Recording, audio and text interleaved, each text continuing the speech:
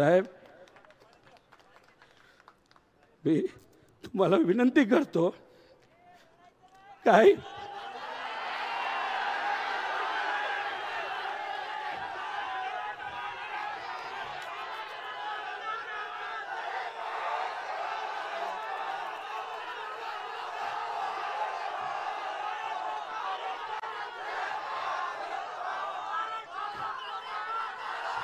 साहेब, मी तुम्हाला विनंती करतो,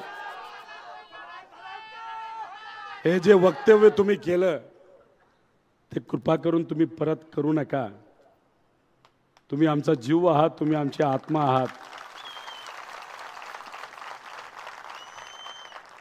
जे जे लोक तुम्हाला त्रास देतात, जे जे मोठे नेते किती असले तरी तुमच्याबद्दल काही ते बोलले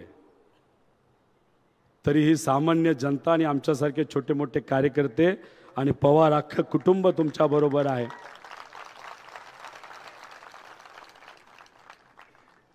स्वार्थासाठी नाही साहेब आम्ही लढत. कदाचित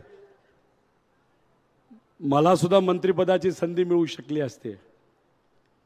माझ्या आजोबाली, माझ्या वडिलांनी जी कंपनी मोठी केली कष्टातून, कुठलीही चूक नसताना सुद्धा त्या कंपनीवर कारवाई केली गेली.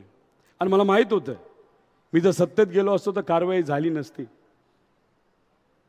देशमुख साहेब इथं आहेत, अनेक असे नेते ज्यांना अडचणीत आणण्याचा प्रयत्न केला.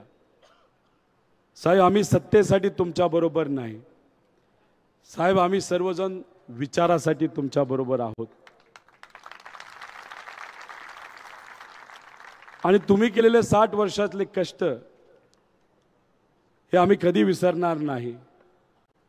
कुणी आम्हाला काही दिलं तरी स्वार्थ आम्ही मध्ये न आणता तुम्ही फक्त लढ म्हणा. आम्ही सर्वजण आणि इथं असणारे प्रत्येक व्यक्ती आणि महाराष्ट्राचा स्वाभिमानी सर्व नागरिक तुमच्या शब्दावर लढायला तयार आहे. म्हणूनच या महाराष्ट्रामध्ये तुमच्या सगळ्यांच्या प्रयत्नातून आपल्या विचाराचं सरकार येणारच आहे. पण 2024ला या महाराष्ट्रामध्ये साहेब तुमच्या मार्गदर्शनाखाली 100% महाविकास आघाडीचं सरकार येणार म्हणजे येणार.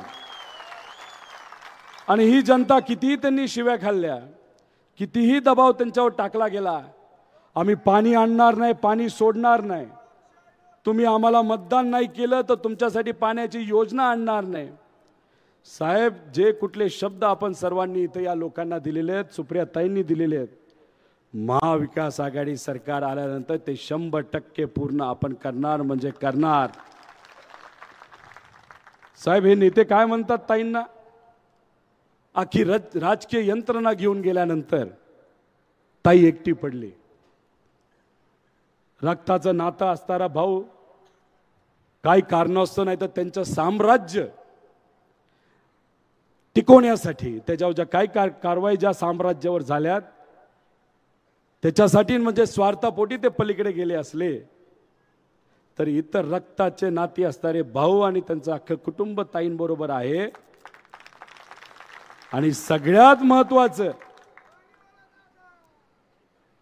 रक्तापेक्षा हे जे सर्व पुढे बसणारे प्रेमाचे भाऊ आणि बहीण सुप्रियाताईंबरोबर आणि तुमच्या बरोबर आहे. त्यामुळे तुम्ही त्या बाबतीत निश्चिंत राहा असं माझ्यासारख्या कार्यकर्त्याला त्या ठिकाणी वाटतं. अहो साहेब, हे एक वटवृक्ष आहेत आणि तुम्हा आपल्या सगळ्यांना माहिती आहे, वटवृक्षाला पारंब्या असतात आणि शेकडो पारंब्या असतात. आणि कधी कधी पारंब्याला सुद्धा असं वाटतं अरे पूर्ण झाड हे आपल्यावर अवलंबून आहे. त्यामुळे 1-2 पारंब्या तरी कुणी तोडल्या नाही तर बाजूला घेऊन गेले तरी वडाच्या झाडाला काही होत नसतं. आणि आपल्या सगळ्यांचं वडाचं झाड म्हणजे आदरणीय पवार साहेब आहेत. जाता जाता मी फक्त आपल्या सर्वांना एवढंच सांगेल, हे आत्ताचे नेते फक्त तुम्हाला आश्वासन देत आहेत.